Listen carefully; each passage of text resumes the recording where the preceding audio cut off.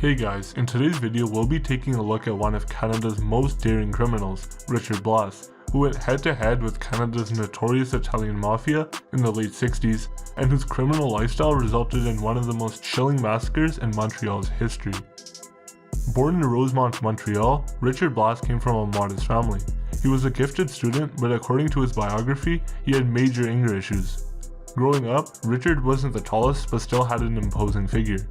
As a teenager, he turned to the boxing ring as a way to manage his temper. He was a regular brawler. However, the hobby he picked up to control himself would become the reason for his first major crime. After losing a fiery boxing match, Richard Blass attacked his rival with a knife.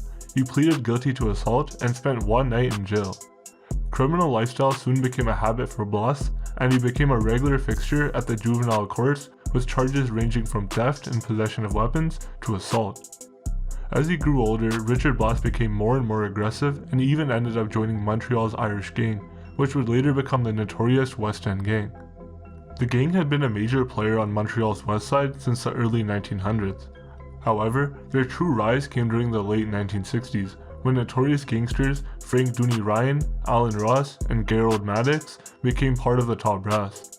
The gang's major criminal activities included truck hijacking, home invasions, kidnapping, extortion, and armed robberies. Richard worked as an enforcer and a hitman for the group. Richard wasn't the only troublemaker in the family. His two brothers, Mario and Mitchell Blass, were also involved in gang activities. Before we continue, I've got a quick word to share from the people who made this video possible. The incredibly popular and highly rated mobile game you've probably heard about all over YouTube, Raid Shadow Legends. It's a game where you explore raid bosses, dungeon runs, and PvP arena matches for free. There are over 600 different champions in the game, but my two favorites are Rotos and Cardio. Rotos first stood out to me because of how he resembles a White Walker. However, after some time it became clear that he was one of the strongest single target attackers in all of Raid. Cardio has a super unique design and simply just looks powerful. I quickly realized that it wasn't just looks, and he doesn't have a problem nuking any team that comes in your way. There's tons of stuff being released this month, and the new event allows you to get the brand new legendary champion Delina, one of the strongest support champions, for absolutely free. All you need to do is log in and play Raid for 7 days in a row anytime between now and July 20th. Click the link in the description or scan the QR code on the screen to get a free starter pack worth almost $40, including champions Misericord, Tiger Soul, Romero, as well as bonus XP. You can find these rewards in your inbox. Also use the promo code MyDelina once you're in the game for even more free rewards. Now let's get back into the video. Mario was suspected of multiple arson attacks, while Mitchell Blass had joined Montreal's Hells Angels as an assistant to Canada's most notorious killer, Apache Trudeau. Mitchell later went on to admit to his role in at least 12 murders. Richard himself wasn't satisfied with being a small-time gangster and ended up starting his own gang. He wanted a bigger role in Montreal's criminal underworld, which was mostly controlled by Italian mafia families at the time. Richard developed a resentment for Italians, and his gang regularly intruded on mafia territories and picked up fights with small-time gangsters associated with the mafia. He particularly hated the mafia head, Frank Cotroni, and his brothers Joe and Vincenzo. Cotroni was one of Montreal's most influential gangsters at the time, but that didn't stop Richard Blass from igniting a feud with him. He regularly sent death threats to Frank and his associates, and in May 1968, he finally decided to act on his threats. Richard, along with his right-hand man, Robert, planned an attack on Frank outside of his home. However, they only managed to kill 2 of the Godfather's bodyguards, and Frank himself escaped. This brazen attempt at one of the most powerful mafia bosses of the time made Richard Blass a wanted man. Meanwhile, Richard was frustrated with his failed plot, and this filled him with further rage. He wanted blood at any cost, and his gang started attacking Italians, sometimes even those who didn't have anything to do with the underworld. Within a month of the failed assassination attempt of Frank, Blass and his gang shot and killed 2 Italians and left a third one paralyzed for life. On the other hand, Richard Blass himself was now a marked man. In those days, if the mafia wanted you dead, there was no way you could escape. However, that wasn't exactly the case with Blass. In August that year, Richard escaped the first of several attempts on his life. He was at a bar owned by one of Frank's associates who asked him to leave. The situation turned ugly, and the mafia associate aimed a gun at Richard's head and fired a shot. Richard instinctively raised his arm to protect himself, and the bullet lodged into his forearm. This was followed by another attempt on his life just a few days later. Richard was sitting at a bar with a couple of friends when two of Frank's associates entered to kill him. Richard sensed the danger and escaped through the back door. This resulted in a foot chase out on the street, and Richard finally took refuge in a record store. The killers were waiting for him outside when he surprised them by jumping out of the store and running for his life. The two men weren't expecting Richard to be so daring and emptied their magazines out on the street. However, Richard escaped once more. Unable to kill him with bullets, the mafia tracked Richard to a motel in Quebec, and instead of initiating a gunfight, they set the motel on fire. 2 men and a woman died in the fire, but Richard Blass cheated death once more. This latest escape earned him the infamous nickname Le Chat, or the Cat, implying that he had 9 lives. In the meantime, Richard himself continued his killing spree against the Italian mafia.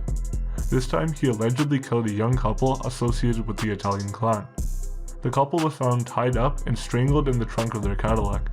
Just a few hours before being found dead, the two were seen at a restaurant with Richard and his right-hand man, Claude. Richard was getting more and more daring, and in the process, he was making more enemies. This led to another major attempt on his life in October 1968. Richard and Claude entered a workshop to get some work done on a Lincoln when they were ambushed by 3 gunmen. Richard was hit with 3 bullets and collapsed, but Claude remained conscious despite getting shot in the neck. He put the car in reverse, smashed it through the workshop door, and onto the street. Richard was taken to the hospital and was treated for wounds in his back and the head, justifying his nickname once more. He survived, and a few days later he was present at a preliminary investigation of the 3 alleged shooters. All 3 were Italians that Richard recognized, but he refused to identify them as attackers who ambushed him at the workshop. His refusal to put his worst enemies behind bars earned him a lot of respect in the underworld and also put a stop to the attacks on his life. However, he was firmly on the law enforcement radar by now, and his run-ins with the law were about to become more serious. In January 1969, Richard attempted a robbery in Sherbrooke with 2 accomplices, Roger and Raymond. However, the police were already tipped off. Richard's accomplices escaped, but he was captured and sent to prison. While in prison, Robert, one of Richard's closest friends, was shot to death by Frank's close associate, Jimmy. Richard was sentenced to 4 consecutive terms of 10 years in jail. However, he had other plans. In October 1969, while on his way to court, Richard and 9 other prisoners hijacked the prison transport van and managed to escape. His freedom didn't last long, as he was captured the next day by an anonymous tip. A month later, Richard was in court once again. This time, he jumped at one of the officers who had arrested him, claiming that the officer had injured his wife during the arrest. He landed a few blows before challenging the officer to a fight in his prison cell. Richard was back in jail, and this time he spent almost 5 years behind bars before planning yet another escape. In June 1974, Richard and 5 other inmates concealed themselves in laundry carts and managed to get onto the laundry van. As soon as they reached the first gate, they attacked the 2 guards and the driver. One of the inmates took control of the vehicle, took the keys for the last gate out of a guard's pocket, and all inmates, including Richard, fled the scene. Once again, his freedom was short-lived. The police got wind of his whereabouts the very next day and surrounded a house in North Montreal where Richard was hiding. He was captured and presented in court bound in chains. Richard continued to make trouble inside the detention center and recorded protests over the living conditions in prison. He even wrote a letter to his attorney in which he threatened to kill large numbers of people unless journalists were granted permission to visit his place of detention. In the meantime, he was planning another daring escape. On October 23, 1974, Richard had a female visitor who smuggled in 3 weapons in her purse. Richard broke the visitor's window, and armed with multiple weapons, he ran towards the exit with a few other inmates. Outside, a car was waiting with a running engine, and Richard was out on the streets yet again. However, this time his escape had proved to be one of the deadliest prison escapes in Canada's history. Richard was still in anger over his failed robbery attempt in 1969 that sent him behind bars. He was convinced that his accomplices, Roger and Raymond, were moles, and they were the ones who ratted him out. In Richard's world, they only had one punishment: death. 1 week after escaping from prison, Richard went to the Gargantua bar where he found Raymond and Roger and shot them dead. The legal system had officially recognized him as a habitual criminal by now and were on the hunt to put him back behind bars. However, Richard was becoming bolder and bolder. A few days after his escapes and murders, he sent a picture of himself to a Montreal paper carrying rifles in each hand. He mocked the police and asked them to send his regards to Sergeant Albert, who had been on his case for a long time.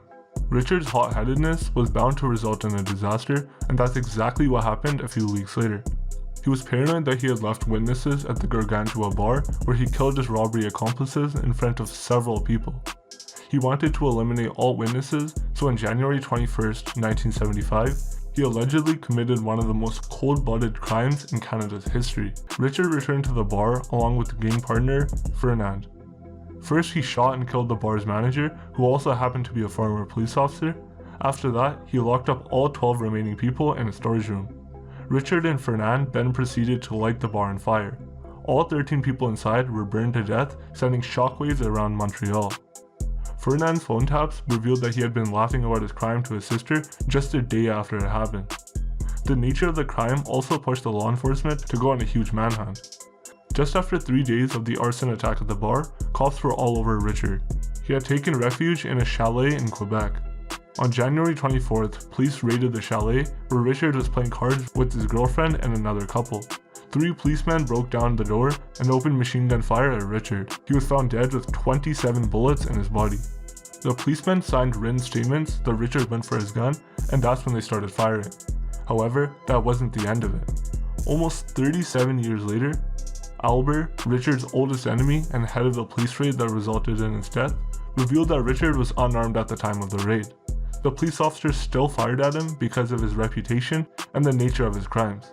His last words, according to Albert, were "you bastards." To say that Richard had an eventful life would be an understatement. From 1965 to 1975, he was suspected of killing 21 people. He committed multiple robberies, thefts, survived several murder attempts, and even planned many daring escapes.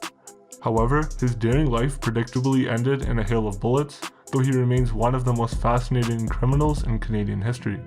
If you enjoyed the video, make sure to subscribe to the channel for more videos like this in the future. Also leave a comment down below letting me know what you'd like to see next. Thanks for watching and have a good one.